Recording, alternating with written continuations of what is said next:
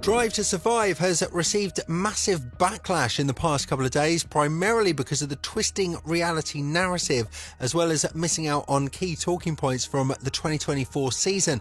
Max Verstappen has already expressed his negative attitude towards the show, but now he's refueled the talks yet again after commenting on the picture of him at the Miami GP. With all this in mind, is Drive to Survive really hurting Formula One's image? And if so, what can they do to make it more appealing to the new fans? There is no question about it. Drive to Survive is a very controversial show because of how they're putting certain scenarios on the screen compared to what actually happened on the track. The situation has evolved massively, starting from Norris' win in Miami, a day that, if you remember, was one in which Verstappen was very much present in the celebrations with the Brit. There were even pictures of these two partying in Miami after the race, and Verstappen was the one commenting that he was very happy that his friend and rival won a race in his career. But if you're to watch the episode that talks about the first win of Norris, then you would find a very different narrative for Verstappen, a much more devilish one compared to the real version of Max. The show has gone on to put inserts from Max's reactions from the Dutch GP and had Jenson Button talking in the background about how he is not going to accept the rivalry easily, when in fact it was nothing but a stir from the directors of the show. This is something that Verstappen has talked about, and when addressing the situation, he said, "Apparently, I was very sad after Miami. I literally had the best time ever on Sunday." This is, as I mentioned earlier in the video, not the first time that Verstappen has called out the show for creating narratives that don't exist in real life. If we're to look at his statement back from 2023, it makes a lot of sense as to why he doesn't love the show, but now he's addressed the fondness that he has towards Drive to Survive on a much more subtle basis. When being asked as to whether or not he's the biggest hater of the show, Verstappen decided to keep quiet and rather not talk about it, which goes to show that he still has the same view as he did back in 2023. There is no doubt that the show needs to do something extra compared to what actually happened on the grid, because at the end of the day, it is a TV show. It needs to have dramatic moments and it needs to be highly anticipated so that new fans will find it more appealing to watch. However, twisting the reality that much is probably a limit that shouldn't be crossed, and it's creating a lot of negatives among the fans now. There are tons of comments from people who went on to say that the situation of Max being portrayed the way he was in that episode is precisely why they don't watch the show, or why they don't take it very seriously.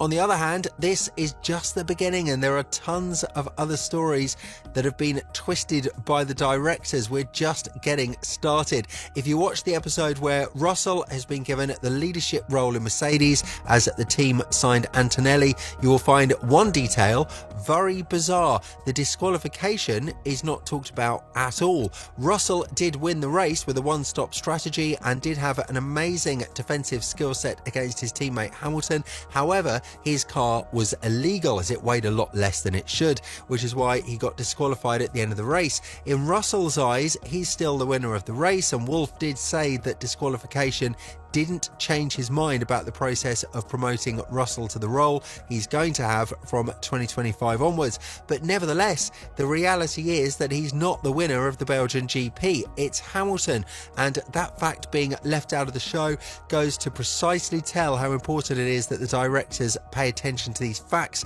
However, there are a lot more stories that haven't even been touched on in the latest season of Drive to Survive, and whether we like it or not, they're going to have a negative impact on the show's credibility, as if that wasn't the case up until now.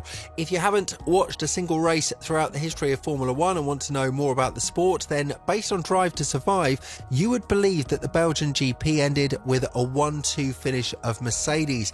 That's a massive problem that needs to be fixed sooner rather than later, because it's definitely hurting the picture of Formula One to a much greater extent. You can't have directors twisting and bending reality just for likes and popularity. You can add a dramatic effect or maybe emphasize something a bit more than what's actually there, but as long as it's in the borders of the truth. For a comparison, we all knew that the Norris-Ricciardo rivalry in McLaren was blown out of proportion, but it was still somehow a supported argument because Norris didn't care about his teammate at all, which he shouldn't do in the first place, and Netflix found a sweet spot to develop just around that fact. There are other stories that haven't been talked about nearly enough, such as the first win of Hamilton in Mercedes in Silverstone after 2021. It was one of the most emotional races for the 7-time world champion, and while it was covered in the episode where Netflix left out the disqualification of Russell, it wasn't properly processed for the fans to understand how important this win was for the home hero. Nevertheless, we can at least say that it was talked about to a certain extent, but what about the stories that have changed the landscape of the sport in the future and haven't been mentioned even once?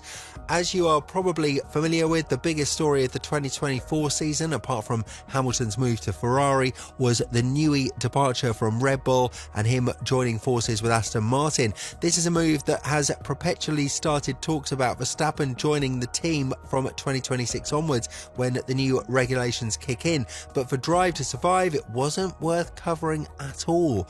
There was a good amount of coverage for Horner's internal struggles with Red Bull, but what the show failed to capture for the fans is this being the reason why people like Newey, Wheatley and Courtenay left in the first place. It also failed to pay the respect that Adrian deserves. He is, of course, one of the greatest masterminds in the sport, and to see him not being covered enough and the real fans not having more insight as to why he decided to change his environment after 20 years is definitely quite disappointing.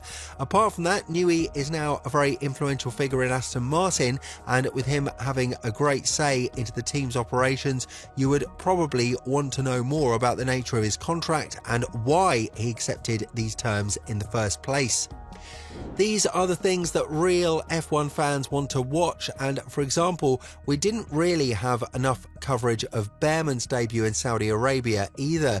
This was the race where a young driver proved to the entire Formula One world that he is the future of the sport, and this is the race that brought him to the seat in Haas. Furthermore, Behrman is the only rookie to score points with 2 different teams in a season in the history of the sport, as he also went on to score points with Haas in Baku. But this was definitely not the most interesting part in the heads of the directors of Drive to Survive.